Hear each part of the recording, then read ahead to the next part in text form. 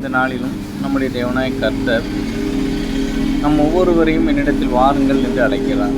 ஏசாயா 55:3 நாம் பார்க்கிறோம், உங்கள் செவியை சாய்த்து என்னிடத்தில் வாருங்கள், கேளுங்கள், அப்பொழுது உங்கள் ஆத்துமா பிழைக்கும். தாவீதுக்கு அருளின நிச்சயமான கிருபைகளை உங்களுக்கு நித்திய உடன்படிக்கையாக ஏற்படுத்துவேன்.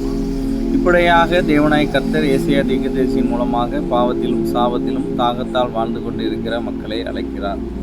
பாவத்தாலும் சாபத்தாலும் அக்கிரமத்தாலும் வாழ்ந்து கொண்டிருக்கிற நம் ஒவ்வொருவரையும் மனம் திரும்பி வாருங்கள் என்று அழைக்கிறார். பாவிகளாகி நம்முடன் ஒரு உறவை மேம்படுத்தி கொள்ள நம்மை அழைக்கிறார்.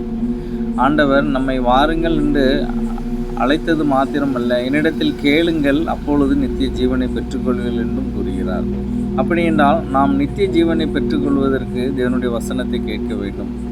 யோவான் 5:25 பார்க்கிறோம், என் வசனத்தை கேட்டு என்னை அனுப்பினவரை விசுவாசிக்கிறவனுக்கு நித்திய ஜீவன் உண்டு என்று கர்த்தராகிய இயேசு கிறிஸ்து உரைக்கிறார்.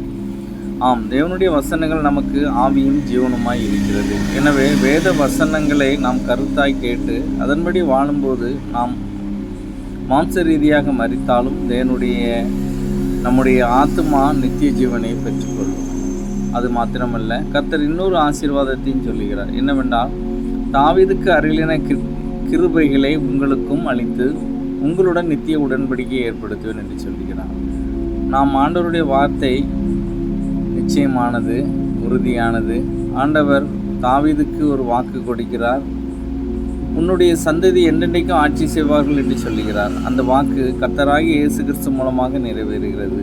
இன்று கர்த்தராகிய இயேசு கிறிஸ்துவினுடைய இரத்தத்தின் மூலமாய் நமக்கு ஒரு உடன்படிக்கையை ஏற்படுத்தியிருக்கிறார். அவருடைய திரு இரத்தத்தினாலே நம் பாவங்களை கழுவி நம் ஒவ்வொருவரையும் ராஜாக்களாகவும் ஆசாரியர்களாகவும் நம்மை உயர்த்தியிருக்கிறார். எனவே இந்த நல்ல தேவனுடைய அழைப்புக்கு நாம் செவி கொடுத்து மனம் திரும்பி அவர் அண்டையிலே வந்து தேவனுடைய வசனங்களை கேட்டு கீழ்ப்பிடிந்து பாவத்திலிருந்து சாபத்திலிருந்து விடுதலை பெற்று நித்திய வாழ்வை வாழ்ந்து தேவன் தாவீதுக்கு அளித்த கிருபைகளை பெற்றுக்கொள்ளுங்கள். ஆமீன்.